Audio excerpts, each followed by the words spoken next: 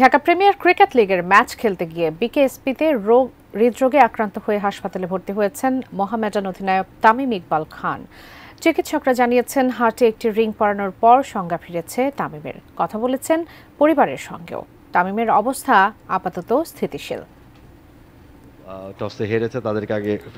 সকালে ঢাকা প্রিমিয়ার লিগে মোহামেডান ও শাইনপুকুরের মধ্যকার ম্যাচেই টস করে আসার পর বাধে বিপত্তি। হঠাৎই বুকে ব্যথা অনুভব করেন তামিম ইকবাল। ড্রেসিং রুমে তার অবস্থার অবনতি হয়, তাকে নিয়ে যাওয়া হয় সাভারের কেপিজে হাসপাতালে। সেখানেই শুরু হয় চিকিৎসা। তামিমকে ঢাকায় আনতে বিকেএসপিতে একটি হেলিকপ্টার নেওয়া হয়েছিল, কিন্তু অসুস্থতার কারণে তাতে ওঠানো যায়নি। এরপর কেপিজে স্পেশালাইজড হাসপাতালেই তার হার্টে একটি রিং পরানো হয়। আগামী 48 ঘন্টা তামিম পর্যবেক্ষণে থাকবেন। এর মধ্যে 24 ঘন্টা তার জন্য গুরুত্বপূর্ণ। 24 ঘন্টা না গেলে হাসপাতাল কর্তৃপক্ষ এই ব্যাপারে কোনো মন্তব্য করছে না।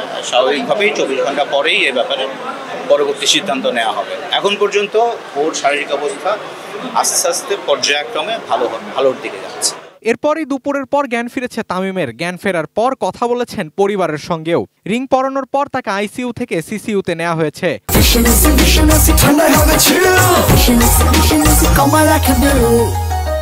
হাসপাতালের কর্তব্যরত চিকিৎসকরা জানিয়েছেন তামিমের অবস্থা এখন স্থিতিশীল। কন্ডিশন থেকে যতগুলো চিকিৎসা প্রয়োজন সবকিছু করা হয়েছে এবং আল্লাহর রহমতে এই কন্ডিশনটা আসলে অনুকূলে আছে এবং ওনাকে আমরা বলি যে ওনার একটা হার্ট অ্যাটাক হয়েছে।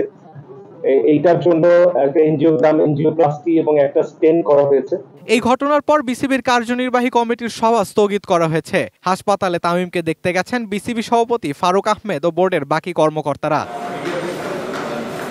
এদিকে তামিমের শারীরিক অবস্থার খোঁজ খবর নিয়েছেন প্রধান উপদেষ্টা ডক্টর মোহাম্মদ ইউনূসও। তামিমের অসুস্থতার খবরে বাংলাদেশের পুরো ক্রিকেট আঙ্গনই উদ্বিগ্ন হয়ে পড়েছে। তার সুস্থতার জন্য দেশবাসীর কাছে দোয়া চেয়েছেন তামিমের পরিবার। Sheikh Tanvir Hasan আরিব, ATN news, Dhaka.